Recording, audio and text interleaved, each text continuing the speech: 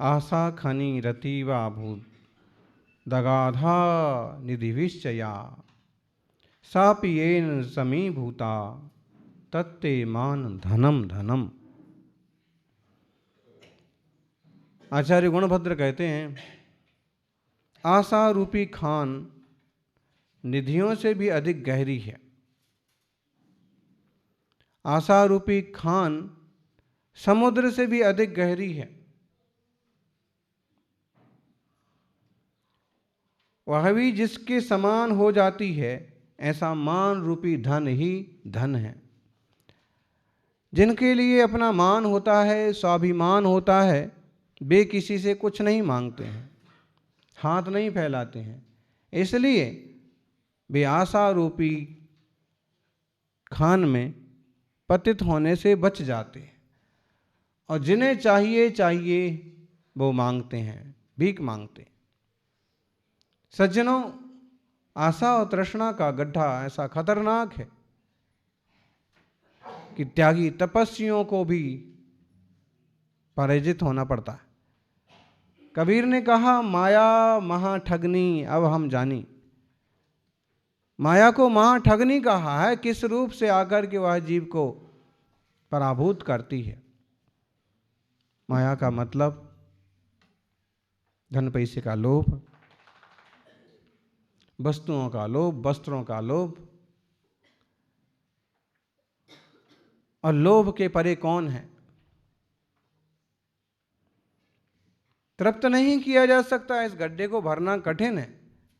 लेकिन यह है कि जो व्यक्ति निज स्वभाव को जानता है, पर से भिन्न स्वरूप को जानता है, और ये जानता है कि सब संयोगी पदार्थ हैं, जो आए हैं सो जाएंगे, आज नहीं तो कल। आया है सो जाएगा, आए हैं सो जाएंगे, राजा रंक फकीर।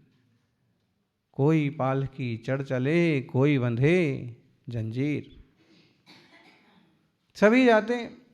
और ज्ञानी ये जानता है कि पदार्थ भी आए हैं तो जाएंगे, मिले हैं तो बिछड़ेंगे। इसलिए वह एकत्रित करने के झंझट में नहीं पड़ता। ठीक है, जिसका जितना जैसा योग है सो है। आत्मार्थियों, संयोग होगा तो वियोग होगा। अगर वह तादात्म्य होगा तो कभी छूटेगा नहीं। जैसे आत्मा कैसी भी पर्याय में चला जाए, तब भी अपने ज्ञान स्वभाव को छोड़ता नहीं है। एकेंद्रिय निगोद पर्याय में ये हाल हो जाता है, सूक्ष्म निगोत्या जीव का ये हाल हो जाता है कि अक्षर के अनंतवे भाग उसको ज्ञान है, लब्ध्यक्षर प्रमाण ज्ञान है। फिर भी ज्ञान तो है, आखिर में उतना सा ज्ञान उसका उघाड़ रह गया है। बताइए, एक अक्षर का भी ज्ञान नहीं है, अक्षर का बहुत छोटा हिस्सा उसे है, लेकिन वह ज्ञान है। अक्षर इसलिए कहलाता है कि वह कभी नष्ट नहीं होता। पर्याय अक्षर, पर्याय अक्षर ज्ञान, पर्याय ज्ञान, क्योंकि वह उसका स्वभाव है, और स्वभाव कभी मिटता नहीं है। कभी कभी लोग विभाव को स्वभाव बोल देते हैं। जैसे कोई बहुत गुस्सा करता है तो क्या बोलते हैं, इनका ही स्वभाव है, हमारे पिताजी का ऐसा स्वभाव है। गाली गलौज कोई करता है, वही हमारे जो है ना, इनका ऐसा स्वभाव है। वास्तव में स्वभाव है क्या? बोलो, गुस्सा करना स्वभाव है कि विभाव है? क्या बोल रहे हैं? विभाव है।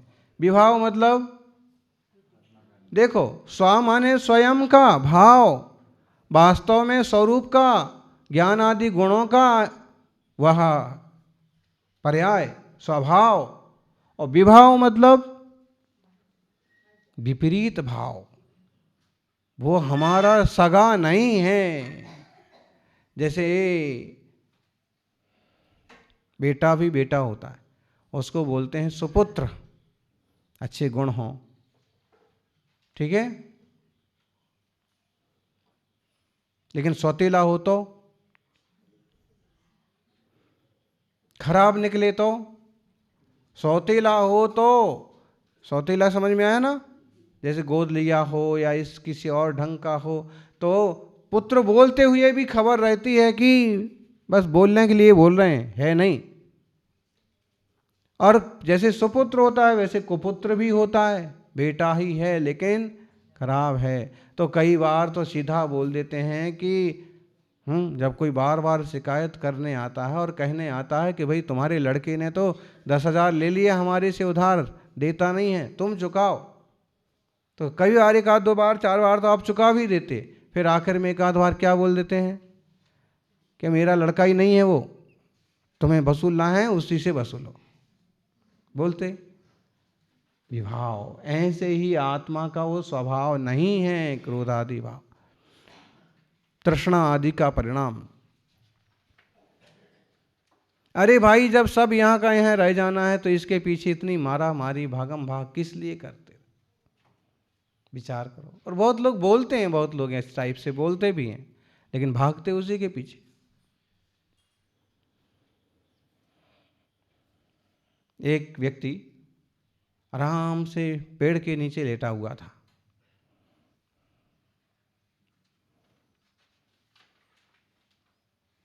आराम से लेटा हुआ था और किसी समझाने वाले ने आके समझाया कि भाई यहाँ फालतू लेटे लेटे रहने से क्या फायदा है, उठो कुछ करो। तो उसने पूछा कुछ करने से क्या होगा? उसने कहा कुछ करोगे, कुछ कमाओगे तो कुछ पाओगे। उसने कहा कुछ पाएंगे तो क्या होगा? पाओगे तो बढ़िया घर बनाओगे, शादी विवाह करोगे, इज्जत होगी, पैसा होगा। उससे क्या होगा? प्रतिष्ठा होगी और आराम से रहोगे। तो वो आलसी आदमी क्या बोलता है, अभी कौन सा दुखी हूं, अभी भी पेड़ के नीचे आराम से।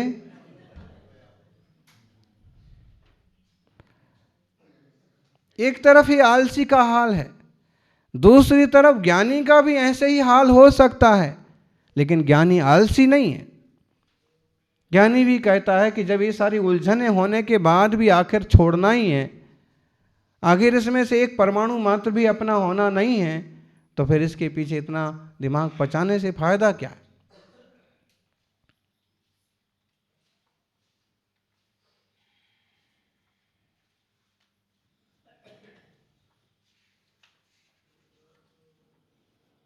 सपनों की दुनिया में जीते रहते हैं और ये करना है, ये करना है, ये मेरा, ये मेरा, उलझने बढ़ती बढ़ती जाती हैं।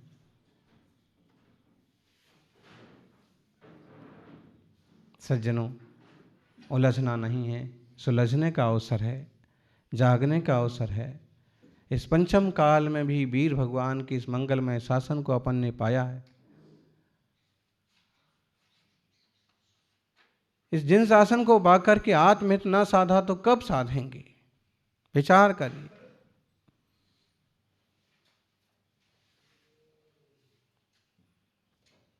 निराकुलता वाला जीवन क्यों पसंद नहीं आता है इस जीव को? आकुलता की तरफ ही क्यों दौड़ता है? जिन चीजों में, जिस माहौल में, जिस परिस्थिति में आकुलता होना है, विकल्प होना है, उठापटक होना है, उसी तरफ भागता है। क्यों भागता है जी? बोलो ज्ञानी, हाँ, क्यों भागता है? ऐसा ही कहेंगे, इसके खोटे संस्कार, मिथ्यात्व, अथवा ये कहो कि इसने सही मार्ग को समझा नहीं, और समझा नहीं तो अपनाएगा क्या, पकड़ेगा क्या?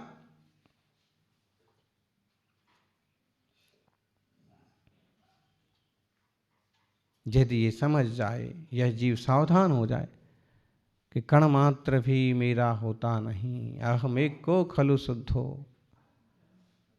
दंसन नाणमयो सदा रूबी, न वियत्ति मज्ज किंच भी अन्नम परमाणु मित्तम। इससे क्या होगा? वास्तव में इससे सब कुछ हो जाएगा, लेकिन इस तरह की श्रद्धा, इस तरह की दृढ़ता बने तब ना।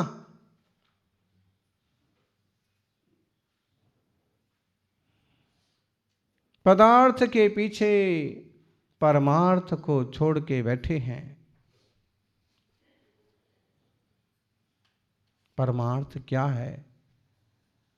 परम अर्थ, शुद्ध सिद्ध दशा की उपलब्धि का पुरुषार्थ, परमार्थ। एक अच्छा आजीविका का साधन लगा हुआ है, सहज रूप से आपका एक प्रबंध है। अब आपको चाहिए कि बहुत ज़्यादा ना उलझें, ज़्यादा से ज़्यादा समय स्वाध्याय, तत्व चिंतन और सत्संगति में जाए।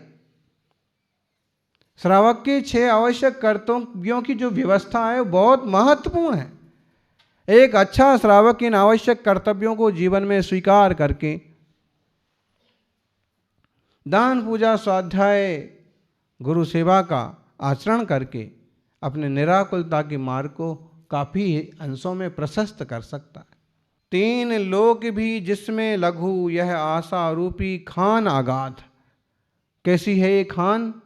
आशा की खान कैसी है?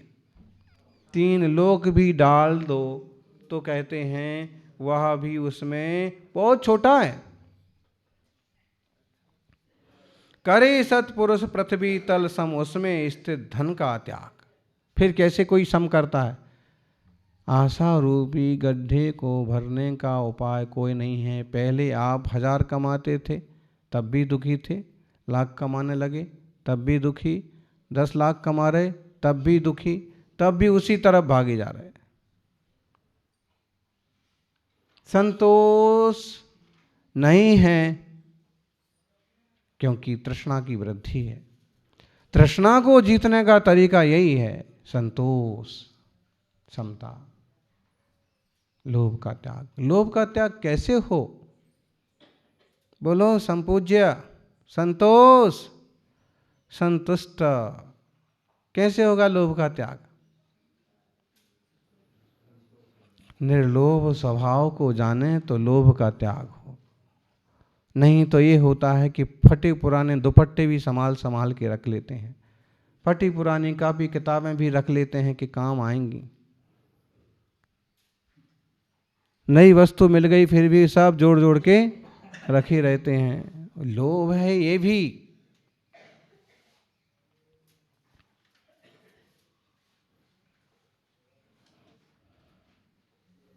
आशा रूपी गड्ढा,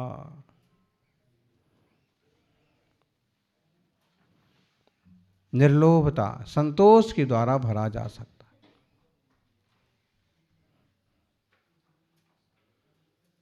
दुनिया में कितने भी धनपति हैं, तृप्त कोई नहीं है। बताइए कोई अगर तृप्त हो तो? उनके परिचय में कितना ही कुछ कहा जाए कि इनके पास इतनी दौलत है, इनके पास इतना धन है, इतने वैभवशाली हैं, इतने करोड़पति हैं, लेकिन अगर उनसे कहा जाए कि आप संतुष्ट हैं, आप तृप्त हैं, संतृप्त हैं, बोलो नहीं। चालू है काम धंधे, फैक्ट्रीज, और कुछ मिल जाए, और कोई कंपनी मिल जाए, तैयार है। फिर इसका मतलब है कि उनके पिता की भी तृप्ति नहीं हुई, उनके दादा की भी तृप्ति नहीं हुई, तो उनकी भी कोई तृप्ति होने वाली नहीं है। तृप्ति कैसे होगी? जीतने से। कैसे जीतेंगे? स्वभाव को जान करके। स्वभाव क्या है? निर्लोभता जीव का स्वभाव है। किस चीज का लोभ करेगा? बोलो कौन सी चीज जुड़ जाने वाली है? और लोभ करेगा, लोभ ही करेगा, चीज कुछ इसकी नहीं होती है। वो आपने सत्यघोष की कहानी सुन रखी है। सत्यघोष नाम क्या था उसका असली नाम? झूठ, झूठ बोलने वाला। नाम क्या था उसका? सत्यघोष तो नाम पड़ गया था, असली नाम था उसका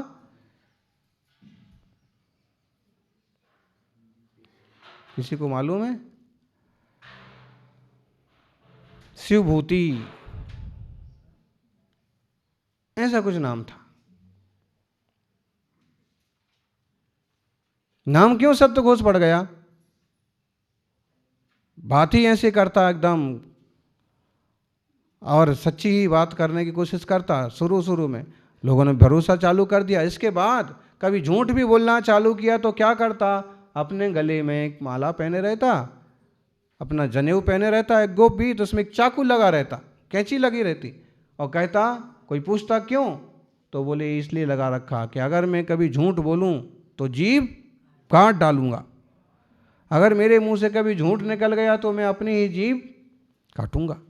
लोग बड़ा आश्चर्य करते, ऐसा हो सकता है, कोई अपनी जीभ क्यों काटेगा? लेकिन लोग भरोसा करने लगे कि हाँ।